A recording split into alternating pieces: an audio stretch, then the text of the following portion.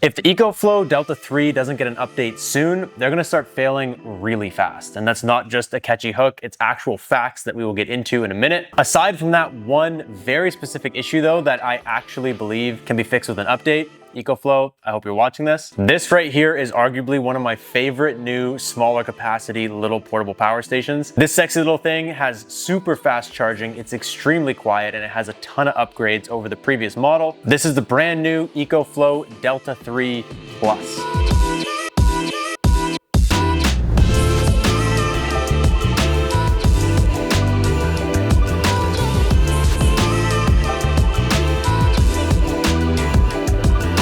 Welcome back to the lab where our opinions cannot be bought. This right here is the newer version of the Delta 2, and even though it actually has a ton more features, it has a lower MSRP than the Delta 2 used to have. Honestly, at the current price of this, assuming it gets an update, we'll actually leave in like the description, we'll put if we know of the update coming out yet or not, in case you're watching this in the future. Assuming it does get that update, this thing's a no-brainer purchase. But before we share the results of our experience using this little thing with you guys, we're gonna jump into a super quick 2-minute spec teardown in case you're not already familiar with the Delta 3 Plus.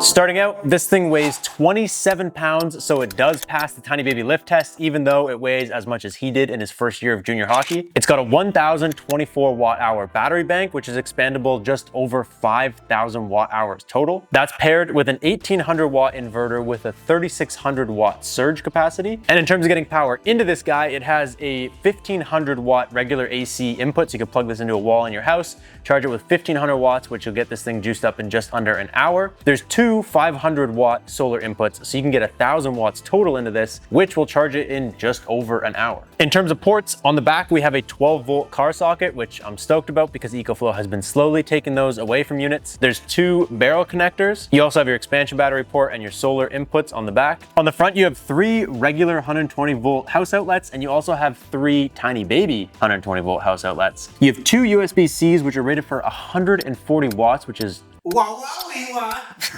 yeah. And you also have 2 USB-A's on the front as well. The screen is super clean and really nice. This is like EcoFlow's new standard screen. It shows you your input, your output, your battery percentage, and nothing more than you really need to know. And in terms of the app, this is the first unit in a little while where we've actually got a new app face with this unit. So you have the new face, and there's actually a ton of new features built into this unit specifically on the app side of things. So it's the same app, integrates perfectly with all the other EcoFlow products. This unit has smart generator, smart stop. So you're able to actually hook this up to their new smart generator, and it can tell the generator when to turn on and off based on settings that you give it to make sure that it stays charged up. It's got the option to schedule tasks, so you can basically go in there and set it to peak shave, even though 1,000 watts isn't really gonna peak shave very much for you. And they also have something new called Storm Guard, which is basically just a notification. If there's a storm incoming, it'll tell you like 12 hours or whatever it is before the storm. That way you can make sure that this thing is fully charged up and ready to go, and your house is prepped and your tinfoil hats are on and you're ready to go, in case you don't have the weather app on your phone. And right now, this thing has an MSRP of $799. We've seen it on the launch sale for about $649, and we also have 5% coupon code with EcoFlow, as well as Shop Solar and some other distributors. We'll leave a bunch of coupons down below. You guys can grab this thing from wherever is cheapest.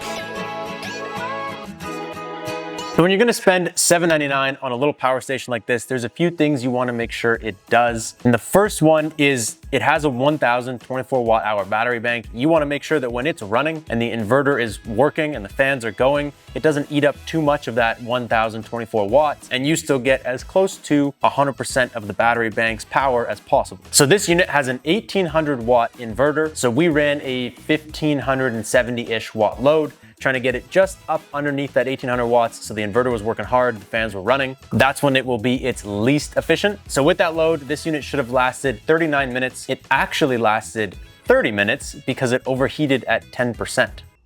That is not what you want a power station to do when it overheats, dude. You want that fan to stay on and cool itself down, not continuously turn off. That's not ideal. This is where that update that we were just mentioning, this thing needing, kind of comes into play. Normally, I'd be a lot more upset about this, but coming from a brand like EcoFlow, I've gotten updates for power stations that we have from them before. I trust that they have the ability to go ahead and actually correct this and send out an update. So I'm hopeful that they will actually take action and fix this and this will not be a problem into the future. So basically what happened was the garage is 75 degrees. This unit, the fans just aren't working at full tilt, and you can hear when the fans are working at full tilt and they aren't when you're running almost an 1800 watt load, which is weird. So this thing got up to 138 degrees internally, which is insane. That's terrible for the unit, first of all, and it's just like the fans just aren't doing their job. Now, I had been beating on the unit a little bit before, so I went ahead, I let it sit for 24 hours, and we tried this test again after it had completely cooled down. It started at just over 70 degrees. We ran the same 1573 watt load. It should have lasted 39 minutes. It actually lasted 32 minutes this time, which makes it about 82% efficient, which is okay. That's about medium. That's about what you would expect for something like this. But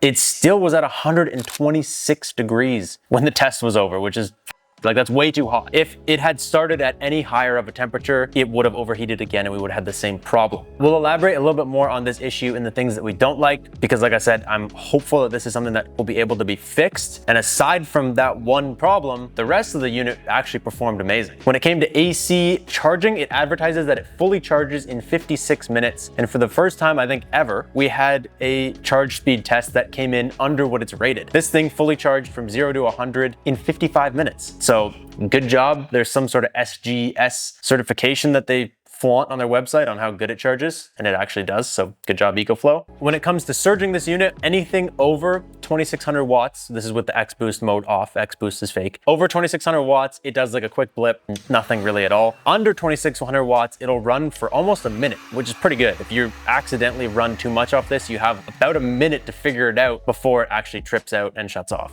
When it comes to the sound test, even when it's running at full tilt, it's not a really loud unit. It's pretty small. It's not as good as the Delta Pro Ultra, but for a tiny, small little unit, it's actually not that bad. And when it comes to the solar input, it works great. I don't know why EcoFlow keeps splitting up their inputs into smaller, multiple inputs instead of just giving us one big one. But regardless, 500 watt inputs, and they work great. We had absolutely no problems with them. And the last test was pass through. If we're charging this thing with solar or charging this thing with power from the wall, are you able to put power into the battery bank while still powering the other device that you were already running? And the answer is yes. AC pass-through works and solar pass-through works.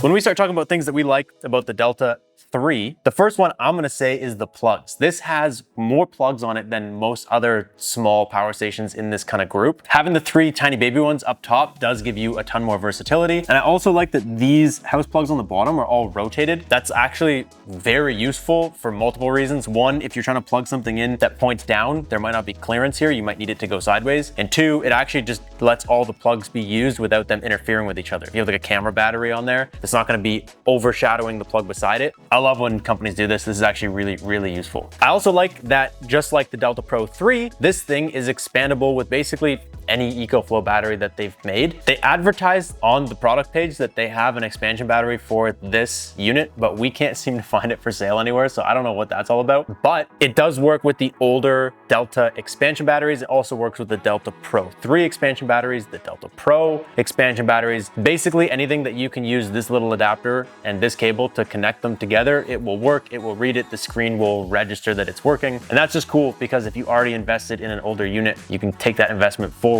by just upgrading the meat and potatoes. I also really like that this thing has a 12-volt plug. EcoFlow has been stealing these from us just one by one, and so the fact that we still have a little 12-volt plug right here is awesome. It's really useful for a small unit like this if you're taking it camping or doing any of that kind of stuff. There's a lot of 12-volt accessories that you might want to run, and so having that is actually way more important than I think a lot of people realize. We also really just like how fast this thing charges and also how many different ways you can charge it. So aside from like the AC input being pretty good and the solar input, you can also use it with their 800 watt alternator charger that we made a video on. That thing's actually sick. And this is like the perfect size for it. An 800 watt charger, it'll charge this in like under an hour and a half, I think, which again is perfect. It fits that kind of like going camping, smaller portable unit vibe. You can also use their new dual fuel generator, and it has like the smart stop connection kind of built into the app, which is cool. And you can combine charging methods. You can have AC and solar at the same time, headbutt them together and just fire power into this thing as fast as possible. And the last thing, we just really like the look and feel of EcoFlow's new products. I think in general, like they just feel really good. They look more modern and just like nice to have, you know? And it's like the perfect size. So this is, I own a power station in this size category personally because I like to go camping and take it with me to do those kind of activities, but it's big enough that if the power goes out, you can still keep the essentials on with something like this. So just overall, it's like a really, really good size.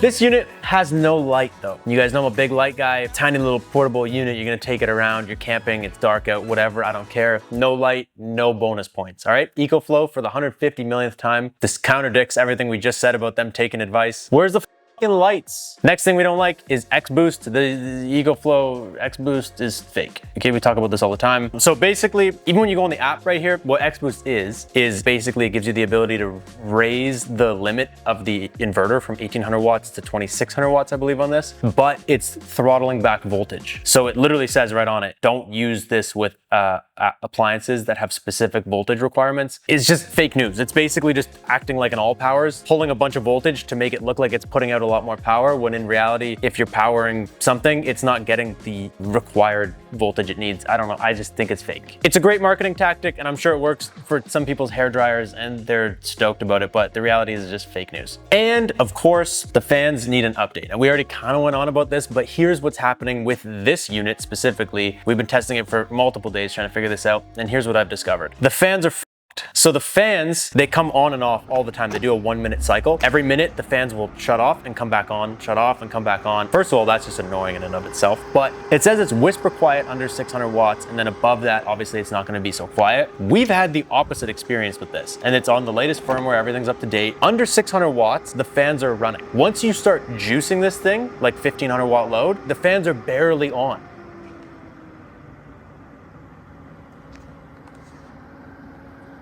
They like dull back, and you can hear this very audibly in audio clips that we've taken of this unit on multiple different days. And so what's happening is when we're doing the efficiency test, the fan's just literally just not going as fast as it should be. It should be running at the same level it is when you were doing the low tests, but then when you do the high test, the fan goes back low and the thing overheats. So it should be simple. It should be something that you could update. And I'm really hoping that this video does not come back to bite me in the ass. And the last thing that we don't like about EcoFlow is that their panels are just stupid expensive. A 400 watt panel from EcoFlow is like 700 bucks. We just recommend you guys go check this thing out on somewhere like Shop Solar, where they bundle non-EcoFlow brand panels with this unit so that you can get panels and the unit for a better combo deal, because $700 on a 400 watt panel is insane. Like those Sirius 400 watt, they're rigid. The Sirius 415 bifacial panels are 187 bucks.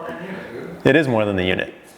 To wrap this up, I'm gonna just assume that the fan problem has been fixed, which I feel like I might regret, but I'm gonna assume that it has been fixed. Aside from that, this thing's fucking sweet. Like ever since I opened it, I'm like, I like this unit. I want to love it. Once it's fixed, I think I will. It performs great mostly, and it's just a good, solid, small option, and the price is unreal. So check out some of the links in the description, save some money where you can. Go scoop one of these bad boys. Otherwise, that's all we got for you guys. I'll catch you guys next time. Thank you so much for watching. Peace out and stay charged.